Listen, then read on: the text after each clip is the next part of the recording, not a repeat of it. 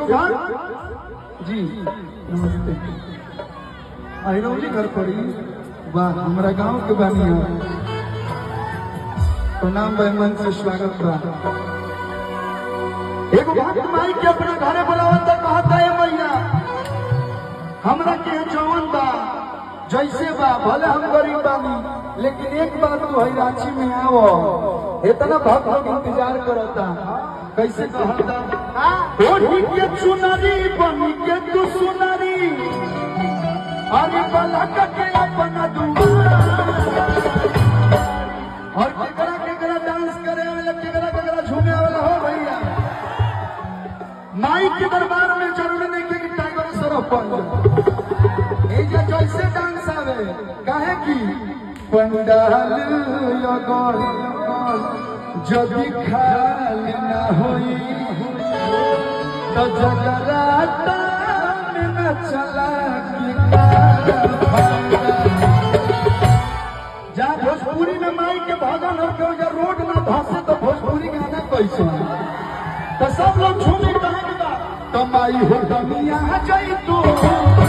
माई हो दुनिया जाई तू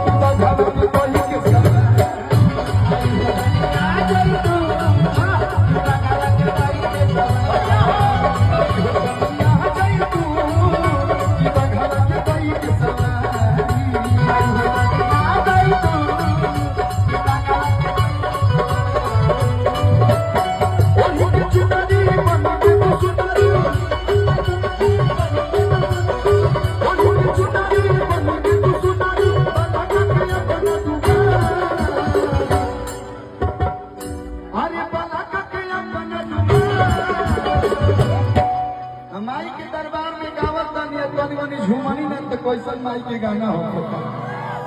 तनी मनी हम ठुमका लगा दी भैया सुधीर भैया हमारा हम सब डांस ना आवे लेकिन तनी मनी है बचपने से मारा तो तनी कम हो हाय ही पता कि बचपना से जवानी आ गई ऐसा लगा तो जवानी से बुढ़ापा एकदम गुजर गई। देखिए ये गीत में कैसे अपनी भोजपुरी में डांस हुई भैया तब माई हो दुनिया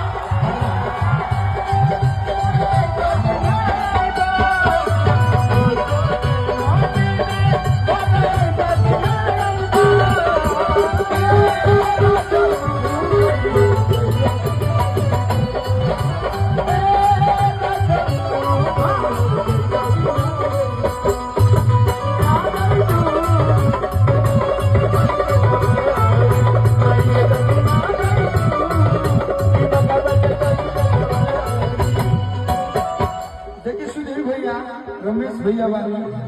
सब राज्य में बैठल बा रेवा के अरबों रुपया हो जाए खरबों रुपया हो जाए लेकिन माई कहाँ आ गई जहाँ श्रद्धा होके भक्ति होके आस्था होके ये आस्था नाम मन में जो आस्था हो जाता है ये आस्था तो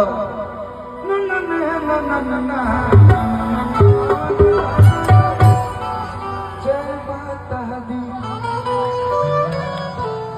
जहाँ श्रद्धा होके भक्ति होके तू हवा ऐसा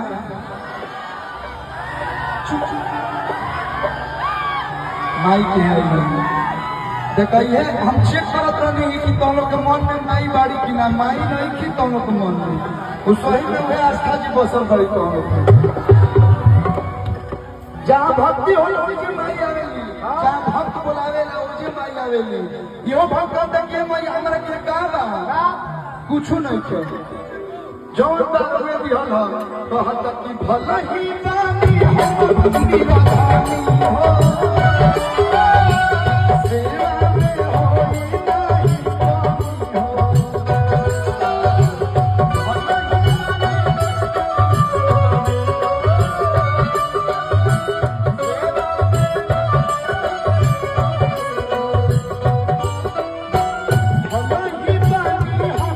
निराधानी हो सेवा में होई नाही कमी हो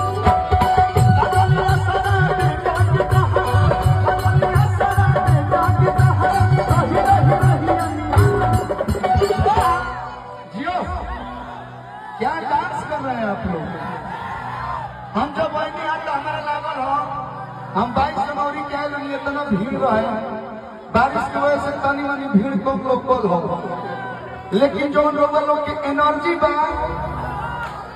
एक झारखंडी एक बिहारी 100 पे भारी जहां झारखंड भाई पावन तो है ना बिहार के बगल में ना भाई भाई मन भाई भले